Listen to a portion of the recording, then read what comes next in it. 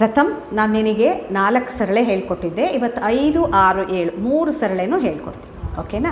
ಇದು ನಮ್ಮ ಒಂದು ಗುರುಗಳು ಹೇಳ್ಕೊಟ್ಟಿರುವಂಥದ್ದು ಸರಳೆ. 7ನೇದು ಸ್ವಲ್ಪ ಬದಲಾವಣೆ ಇರುತ್ತೆ. ಬೇರೆ ಬೇರೆ ಗುರುಗಳು ಬೇರೆ ಬೇರೆ ಒಂದು ಸರಳೆಗಳನ್ನು ಹೇಳ್ಕೊಡ್ತಾರೆ. ನಾನು ಈಗ ಯಾವುದು ಹೇಳ್ಕೊಡ್ತೀನಿ ನೀವು ನೋಡಿ. 5ನೇ ಸರಳೆ ನೋಡು.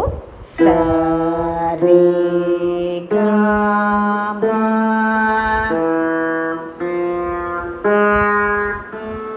ಪ ಮ ಗ ರೇ. ಗುಡ್. ಸ ರೇ ಗ ಮ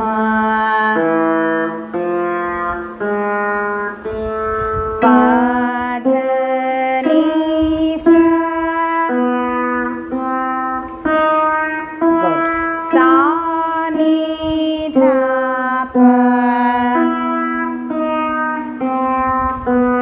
ಮಾ ಪ ಧ ನೀ ಸಾ ನೀ ಧ ಪ. ಗುಡ್. ಮಾ ಗ ರೇ ಸ. ಈಗ 2ನೇ ಕಾಲ. ಸ ರಿ ಗ ಮ ಪ ಮ ಗ ರಿ ಅಷ್ಟಕ್ಕೆ 1 ಬರುತ್ತೆ. ಇದಿಷ್ಟು ಸೇರಿ 4. 1, 5, 7 ಆ ಲೆಕ್ಕಕ್ಕೆ ಹೋದವಾಗ ನಾವು ಇಲ್ಲಿ 2 ಅಕ್ಷರನ 1 ಅಂತ ತಗೊಳ್ತೀವಿ ನೋಡು. 1, 2, 3, 4.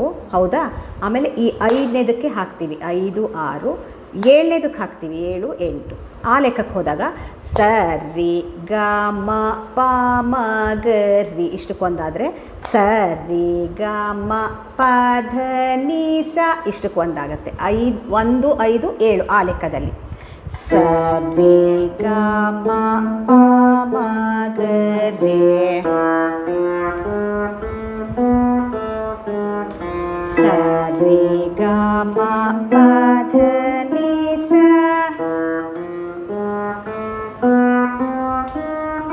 ಸಾ ನೀ ಧ ಪ ಮ ಪ ಧ ನೀ.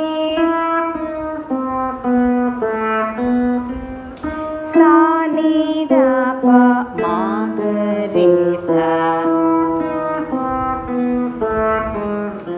3ನೇ ಕಾಲದಲ್ಲಿ ಸ ರಿ ಗ ಮ ಪ ಮ ಗ ರಿ ಸ ರಿ ಗ ಮ ಪ ಧ ನೀ ಸ ಅಷ್ಟಕ್ಕೂ ಒಂದೇ ತಾಳ. ಸಾ ನೀ ದ ಪ ಮ ಪ ಧ ನೀ ಒಂದಕ್ಕೆ, ಸಾ ನೀ ದ ಪ ಮ ಗ ರಿ ಸ ಇನ್ನೊಂದು. 2 ಸಾ ನೀ ದ ಪಗಳಿಗೆ ತಾಳ ಬರುತ್ತಲ್ಲಿ. ಸ ರಿ ಗ ಮ ಪ ಮ ಗ ರಿ ಸ ರಿ ಗ ಮ ಪ ಧ ನೀ ಸ.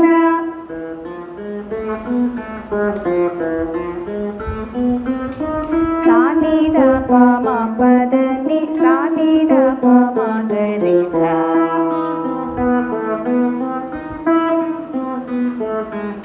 ಗೊತ್ತಾಗಿದೆ ಅಲ್ವಾ? 6ನೇದಕ್ಕೆ ಹೋಗೋಣ ಈಗ. 6ನೇದು ಅದೇ ಜಾಗಗಳಲ್ಲೇ ತಾಳ ಬರೋದು. 1, 5, 7 ನೆನ್ಪಿಟ್ಕೊ ಅದನ್ನ. ಸ ರೇ ಗ ಮ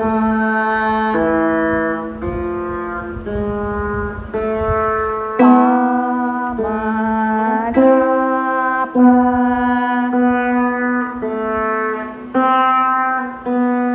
ಸ ರೇ ಗ ಮ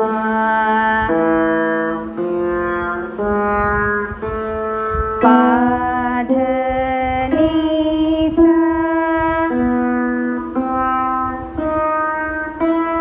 ಸಾ ನೀ ಧ ಪ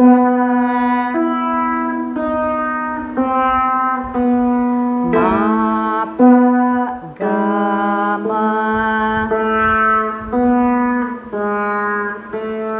ಸಾ ನೀ ಧ ಪ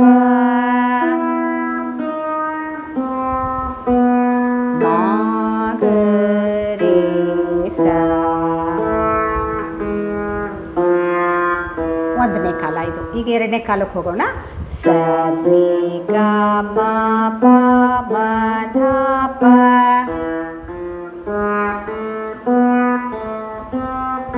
ಸ ರಿ ಗ ಮ ಪ ಧ ನೀ ಸ.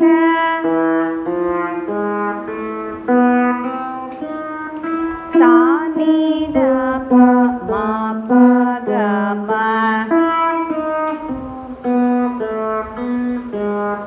ಸಾ ನಿ ದ ಪ ಮ ಗ ರೇ ಸ ಸರಿ ಗ ಮ ಪ ಮ ದ ಪ ಸರಿ ಗ ಮ ಪ ದ ನಿ ಸ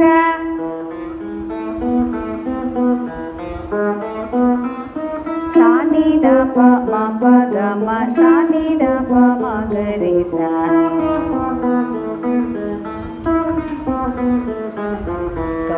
ಎರಡೂ ಸಾನಿದಪ್ಪಕ್ಕೆ ಅಬ್ಸರ್ವ್ ಮಾಡಿದ್ಯಾ? 5ನೇದ್ರಲ್ಲೂ ಅದೇ ಥರ ಬಂತು, 6ನೇದ್ರಲ್ಲೂ ಅದೇ. ಸಾನಿದಪ್ಪ ಎರಡಕ್ಕೂ ತಾಳ ಬರುತ್ತೆ.